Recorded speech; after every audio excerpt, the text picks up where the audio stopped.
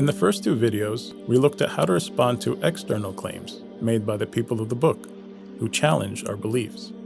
In this video, we will look at the final section of this chapter, which focuses on the Battle of Uhud and the internal challenges Muslims faced. Muslims suffered a painful defeat in this battle against the leaders of Quraysh and their Meccan army. The battle took place 3 years after Hijrah, when Muslims escaped the persecution of Quraysh and emigrated from Mecca to Yathrib, later known as Medina. Yathrib was an agricultural city north of Mecca. Many of its people heard about Prophet Muhammad, peace be upon him, and his message, and became Muslim before he arrived. This annoyed the leaders of Quraysh and prompted them to attack the Muslims. This is known as the Battle of Badr. This was the first major clash between Meccans and Muslims. Even though the Meccan army outnumbered the Muslims 1,000 to 313, they suffered a humiliating defeat. This sent shockwaves across Arabia and badly damaged Mecca's trade economy.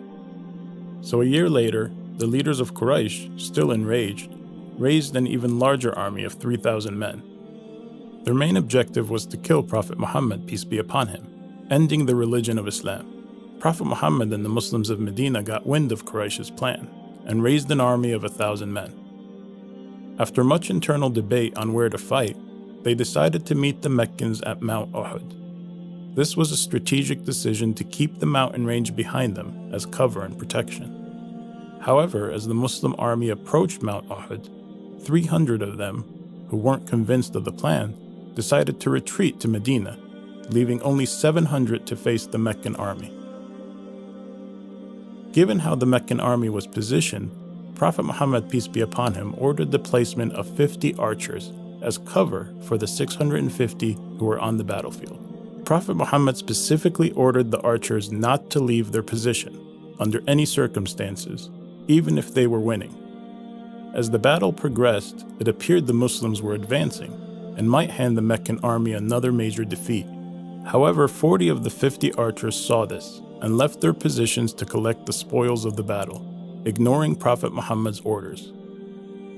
Khalid ibn al-Walid from the Meccan side saw the archers leave and moved his troops around the battlefield, attacking the Muslims from behind. This forced the Muslims to retreat. The consequences of the archers' decision proved to be deadly. Many of the companions died, and some believed Prophet Muhammad himself was dead. It was later discovered that he had survived, but was badly wounded. This was a crushing loss for Muslims, and left many of them devastated and heartbroken over the loss of loved ones. Given their state of mind at the time, and how low their morale was, these verses were revealed to help them cope with what just happened, and uplift them spiritually and emotionally. Allah reminded them of the Battle of Badr. Indeed, Allah made you victorious at Badr when you were vastly outnumbered, so be mindful of Allah. Perhaps you will be grateful. It goes on to remind them of the thousands of angels that fought with them in Badr, and how victory comes from Allah. Allah would later reassure them after their defeat.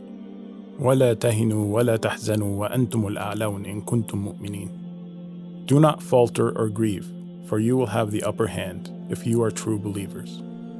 If you have suffered injuries at Uhud, they suffered similarly at Badr. We alternate these days of victory and defeat among people so that Allah may reveal the true believers. Choose martyrs from among you, and Allah does not like the wrongdoers. Allah reminds them that Muslims will indeed be tested. Do you think you will enter paradise without Allah proving which of you truly struggled for His cause and patiently endured? The verses would later go on to explain why they were denied victory in Uhud, how their courage had weakened and some among them disobeyed the Prophet's command and chased after worldly gain, while others desired a heavenly reward. And even after all that, Allah still pardons those who disobeyed, as He is all-forgiving. He commands Prophet Muhammad, peace be upon him, to pardon them as well. Ask Allah's forgiveness for them, and not to marginalize them, but instead to bring them back into the group and consult them in matters. The verses then honor the companions who lost their lives in battle. Never think of those martyred in the cause of Allah as dead. In fact, they are alive with their Lord, well provided for. The chapter goes on to stress the importance of patience, perseverance, and being mindful of Allah whenever Allah tests you. and how nations came before them failed this very test and chose worldly gain over success and reward in the afterlife. The chapter ends with a verse that provides advice for success. يا أيها الذين آمنوا اصبروا وصابروا ورابطوا واتقوا الله لعلكم تفلحون. O believers, patiently endure, persevere, stand on guard, and be mindful of Allah, so you may be successful.